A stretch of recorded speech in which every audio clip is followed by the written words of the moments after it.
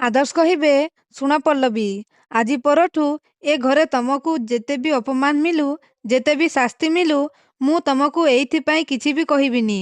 ତମେ ମୋତେ ଯେତେ ବି ଭଲ ପାଅ ନା କାହିଁକି, ଏ ଘର ପାଇଁ ତମେ ତମ ଜୀବନ ଦେଇଦେଲେ ନା, ମୋତେ କିଛି ଫରକ ପଡ଼ିବନି। ଏହା ଶୁଣି ପଲ୍ଲବୀ ପୁରାପୁରି ଆଶ୍ଚର୍ଯ୍ୟ ହେଇଯିବେ। ପୁଣି ଆଦର୍ଶ କହିବେ, କାରଣ ଆମ ଭାବନା ଆଉ ଆମ ଆବେଗର ଏ ଘରେ କିଛି ବି ମୂଲ୍ୟ ନାହିଁ। ଆଉ ଏଇଟା ହିଁ ତମ ପାଇଁ ସବୁଠୁ ବଡ଼ ଦୁର୍ଭାଗ୍ୟ ଯେ ତମେ ଏମିତି ଗୋଟେ ପିଲାକୁ ବାହା ହେଇଛ ନା, ଯାହାର ଜୀବନ ଉଦ୍ଧାରର ଜୀବନ। ଏହାପରେ ମାୟା ଆଶ୍ଚର୍ଯ୍ୟ ହେଇଯାଉଛନ୍ତି। ତାପରେ ଆଦର୍ଶ କହିବେ, ମାୟା ମହାପାତ୍ର ଆଉ ଆନନ୍ଦ ମହାପାତ୍ର ଆମକୁ ଉଦ୍ଧାରର ଯୋଉ ଅଏସ୍ ଆରାମ ଜୀବନ ଦେଇଛନ୍ତି ନା, ତାଙ୍କ ଋଣ ଆମକୁ ଶୁଝିବାକୁ ପଡ଼ିବ ପଲ୍ଲବୀ। ଆଉ ଆମେ ସେଇଥିପାଇଁ ସାରା ଜୀବନ ତାଙ୍କ ପାଖରେ ଋଣୀ ହେଇ ରହିବା ପଲ୍ଲବୀ। ମାଙ୍କର ତମ ପ୍ରତି ବହୁତ ବଡ଼ ଦୟା ଯେ ସେ ତମକୁ ପସନ୍ଦ ନ କଲେ ମଧ୍ୟ ମୋ ଖାତିର ତମକୁ ଏ ଘରେ ରହିବା ପାଇଁ ପରମିଶନ ଦେଇଛନ୍ତି। ଆଉ ତମେ ତାଙ୍କ ଇଚ୍ଛା ବିରୁଦ୍ଧରେ ଚାକିରି କଲେ ବି ତମକୁ ବାଧ୍ୟ ହେଇ ସିଏ ସହିଛନ୍ତି। ମନେ ରଖ ପଲ୍ଲବୀ, ଆଜିଠୁ ମାଙ୍କୁ ଯାହା ପସନ୍ଦ ତମେ ସେଇଆ ହିଁ କରିବ।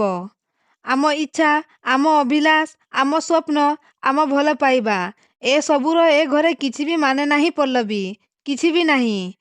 ଆମେ ଏସବୁ ମାନିବାକୁ ବାଧ୍ୟ ପଲ୍ଲବୀ, ଆମେ ଏସବୁ ମାନିବାକୁ ବାଧ୍ୟ। ନହେଲେ ମା ତାଙ୍କ ଜୀବନ ଦେଇଦେବେ, ନିଜକୁ ଶେଷ କରିଦେବେ ସେ। ଆଉ ଯଦି ମାଙ୍କର କିଛି ହେଇଯାଏ ନା, ତାହେଲେ ମୁଁ ମୋ ନିଜକୁ କେବେ କ୍ଷମା କରିପାରିବିନି ପଲ୍ଲବୀ, କେବେ ନୁହେଁ। ଏହାପରେ ମାୟା କହିବେ, ବାସ୍ ଆଦର୍ଶ, ବାସ୍, ବନ୍ଦ କର ଏସବୁ। ତୁ ଯାହା ଭାବୁଛୁ ସେଇଆ ନୁହେଁ। ତାପରେ ଆଦର୍ଶ କହିବେ, ମା, ତମେ ଏଠି କାହିଁ ଠିଆ ହେଲ? ବସ ଏଠି, କହି ବସେଇ ଦେବେ।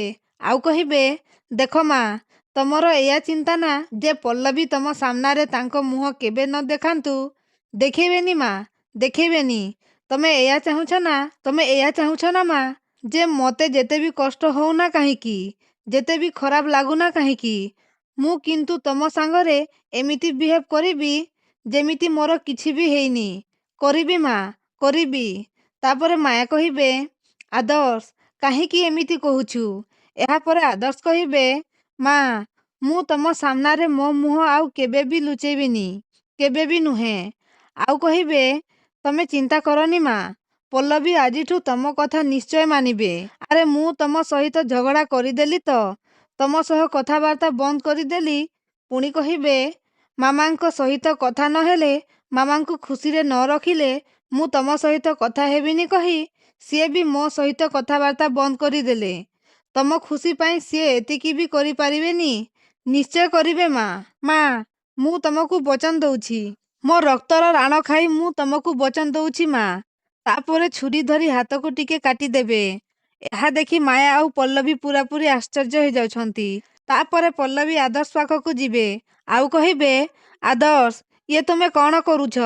କହି ତାଙ୍କ ଶାଢ଼ୀରୁ କପଡ଼ା ଫାଡ଼ି ଆଦର୍ଶଙ୍କ ହାତରେ ବାନ୍ଧିଦେବେ।